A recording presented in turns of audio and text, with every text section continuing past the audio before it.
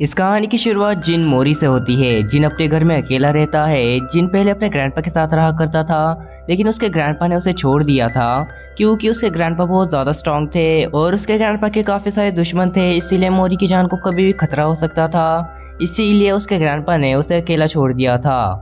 अब जिन देखता है कि वो लेट हो चुका है क्योंकि उसे आज God of high school tournament में जाना था। ये एक ऐसा टूर्नामेंट है जहाँ पर अलग अलग जगह से लोग आने वाले थे। लेकिन जब जिन टूर्नामेंट में जा ही रहा होता है कि तभी जिन देखता है कि एक चोर ने एक बूढ़ी औरत का पर्स चुरा लिया है। इसीलिए जिन उस चोर का पीछा करता है, लेकिन वह गलती से मीरा नाम की एक लड़की से टकरा जाता है। मगर जब मीरा को पता चलता है कि जिन एक चोर का पीछा कर रहा है, तब वो उसकी हेल्प करती है, लेकिन वो दोनों ही फेल हो जाते हैं। मगर तभी डेव नाम का एक लड़का उस चोर को रोक लेता है। अब इन तीनों को पता चलता है कि ये तीनों ने ही god of high school tournament में हिस्सा लिया है।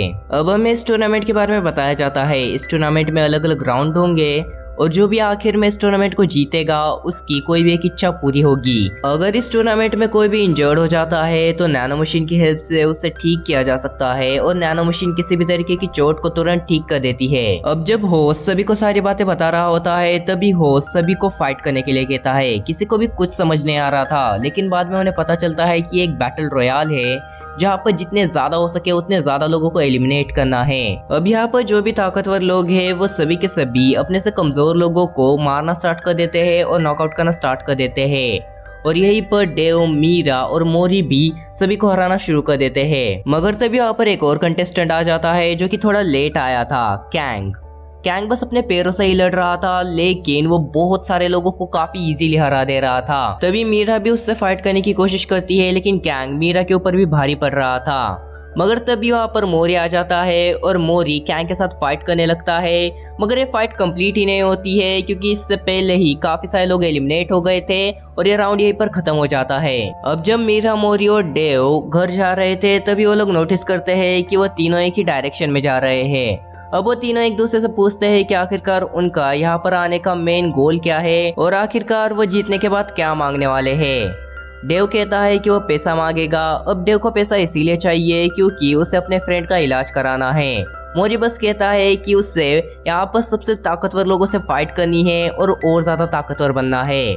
मीरा कहती है कि उसे मूनलाइट सॉर्ड का सक्सेसर ढूंढना है और उसे अपने खानदानी डोजो को फिर से एक बार रिवाइव करना है। अब अगले दिन सेकंड राउंड स्टार्ट हो जाता है जहाँ पर 1 वर्सेस 1 फाइट थी, जहाँ पर डेव, मीरा काफी इजीली जीत जाते हैं और मोरी भी काफी इजीली जीत जाता है। लेकिन अब फाइट होती है गैम्डो और कैंग के बीच में। अब यहाँ पर कैंग उससे बहुत बुरी तरीके से मारता है, इतनी बुरी तरीके से कि लोग भी देखकर हैरान होते हैं कि कोई किसी को इतनी बुरी तरीके से कैसे मार सकता है। मगर तभी यहाँ पर मोरी आ जाता है जो कि कैंग को किक कर दूर फेंक देता है। मगर तभी वहाँ पर रेफरी आ जाते हैं जो कि मोरी को और एक्शन लेने से रोक लेते हैं।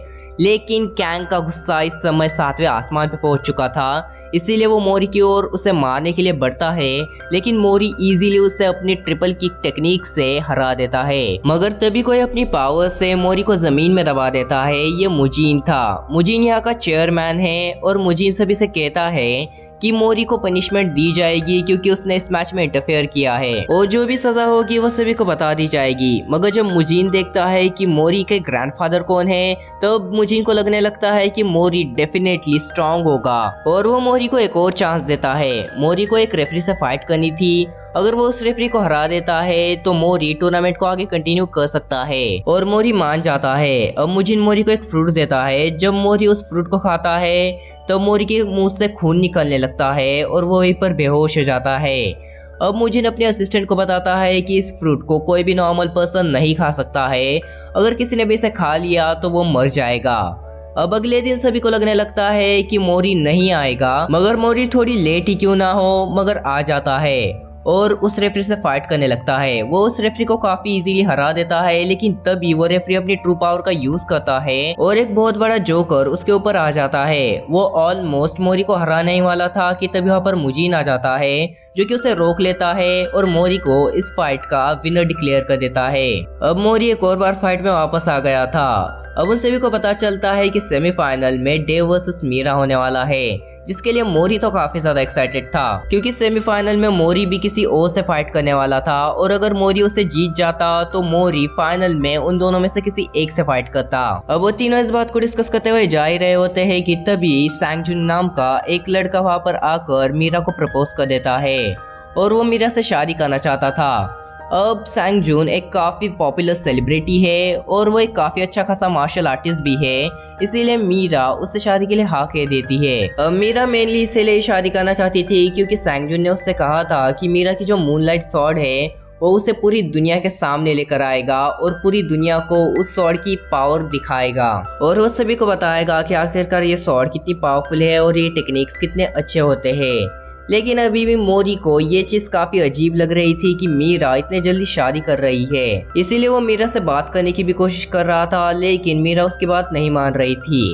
अब मोरी मीरा की शादी में पहुंचता है जहां पर डेव और मोरी मीरा की शादी को ही रोक देते हैं और वो मीरा से कहते हैं कि तुम्हें क्या सच में शादी करनी है, तुम बस अपने आप से एक बार ये चीज पूछो। और जब मीरा अपने आप से पूछती है तो वो इस शादी को कैंसिल कर देती है। मगर तभी सैंग जुन अपनी पावर का यूज करता है और उनसे फाइट करने की कोशिश करता है मगर मीरा उसे काफी इजीली हरा देती है। मगर सैंग जुन मीरा की मूनलाइट स्वॉर्ड को हाथ से चुरा कर ले जाता है। अब सैंग जुन को नॉक्स नाम की एक ऑर्गेनाइजेशन ने भेजा था। अब जब डेव को पता चलता है कि उसकी फ्रेंड की तबीयत और खराब हो रही है और वो बहुत ही ज्यादा क्रिटिकल सिचुएशन में है, तब डेव सेमीफाइनल की फाइट को बहुत जल्दी ही खत्म कर देता है और मीरा को बहुत ब्रूटली मारता है। ये देखकर मोरी को अपनी आंखों पर विश्वास नहीं होता है कि डेव ऐसा कभी कर भी सकता है। अब मोरी भी अपनी फाइट को जीत जाता है और अब फाइनल डेव और मोरी के बीच में होने वाला था। अब उन दोनों की फाइट शुरू हो जाती है लेकिन वही दूसरी ओर डेव का जो फ्रेंड था उसकी डेथ हो जाती है और इस बारे में मीरा को पता चल जाता है। अब जब डेव को पहले तो इस बारे में पता चलता है तब वो फाइट हारने लगता है लेकिन बाद में वो अपनी पूरी पावर लगा देता है इस फाइट को जीतने के लिए, मगर आखिर में मोरी इस फाइट को जीत जाता है। अब ये फाइनल तो था लेकिन ये बस डिस्ट्रिक्ट लेवल का फाइनल था क्योंकि अभी नेशनल लेवल का फाइनल होना बाकी था। अब नेशनल लेवल के लिए टीम सिलेक्ट होने वाली थी जहाँ पर 3 लोगों का एक ग्रुप बनाया जाने वाला था और इसमें मोरी, डेव और मीरा को चूज किया जाता है। एक्चुअली मीरा और एक और लड़का सेमीफाइनल में था लेकिन जब उन दोनों के बीच में फाइट होती है तब इजीली मीरा जीत जाती है और मीरा उनकी टीम की तीसरी मेंबर बन जाती है। अब मुझे डेव को बताता है कि इस टूर्नामेंट में जितने भी लोगों ने पार्टिसिपेट किया है उनमें से काफी सारे लोगों के पास गॉड्स की पावर है, इसीलिए इस टूर्नामेंट का पावर लेवल बहुत हाई है। लेकिन वही लोग गॉड्स की पावर को इस्तेमाल कर सकते हैं जो कि पहले से ही ताकतवर है और अगर कोई कमजोर है तो वो गॉड्स की पावर को कंट्रोल नहीं कर पाएगा। अब नेक्स्ट टीम फाइट का राउंड स्टार्ट होता है जहाँ पर सबसे पहले मोरी फाइट करने जाता है। मोरी कुछ एक्यूप्रेशर पॉइंट्स को प्रेस करता है जिससे कि उसे लगने लगता है कि उसकी स्पीड और उसकी स्ट्रेंथ बढ़ जाएगी, लेकिन वो पैरालाइज हो जाता है क्योंकि उसने गलत एक्यूप्रेशर पॉइंट्स को प्रेस कर दिया था।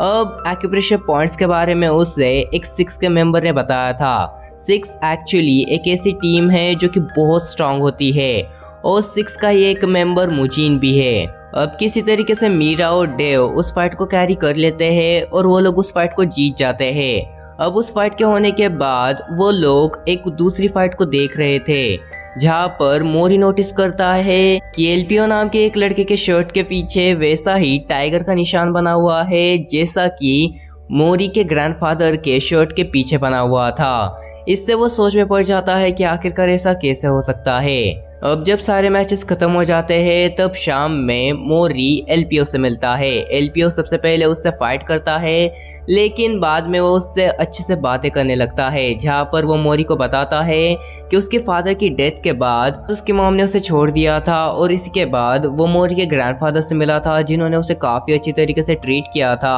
और इसीलिए उसने मोरी के ग्रैंडफादर को ही अपना आइडियल मान लिया था। अब अगला मैच होने वाला था लेकिन मैच से पहले मोरी को कोई तो एक फोटो सेंड करता है। जब मोरी वो फोटो देखता है तो वो देखता है कि उस फोटो में मोरी के ग्रैंडफादर बहुत बुरी कंडीशन में हैं अब मोरी को एक जगह पर बुलाया गया था जहाँ पर उसके ग्रैंडफादर को रखा गया था। जब मोरी उस जगह पर पहुंचता है तब वो अपने ग्रैंडफादर को एकदम ही बुरी कंडीशन में पाता है।